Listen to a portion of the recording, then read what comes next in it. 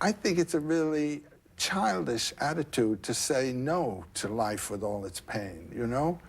To say this is something that should not have been. Schopenhauer, in one of his marvelous chapters, I think it's in The World's One Idea, says, life is something that should not have been.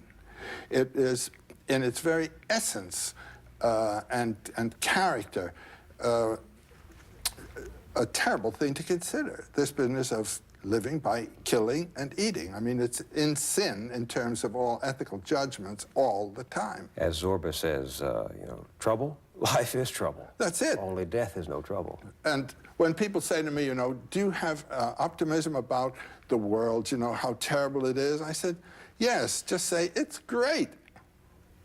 Just the way it is. But doesn't that lead to a rather passive attitude in the face of evil, in the face of You wrong? participate in it. Whatever you do is evil for somebody. But explain that for the audience. I mean, you say yes to that which you... Well, when I was in India, there was a man whose name was Sri Krishna Menon, and his mystical name was Atmananda, and he was in Trivandrum, and I went to Trivandrum. And I had the wonderful privilege of sitting face to face with him as I'm sitting here with you. And the first thing he said to me is, do you have a question? And because the teacher there always answers questions, he doesn't tell you anything, he answers. And I said, yes, I have a question.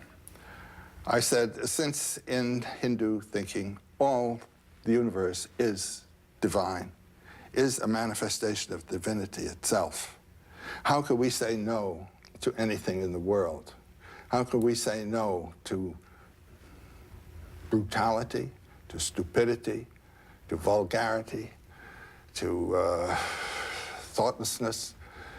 And he said, for you and me, you must say yes. Well, I learned from my friends who were students of his that that happened to have been the first question he asked his guru, and we had a wonderful talk for about an hour there on this theme of the affirmation of the world.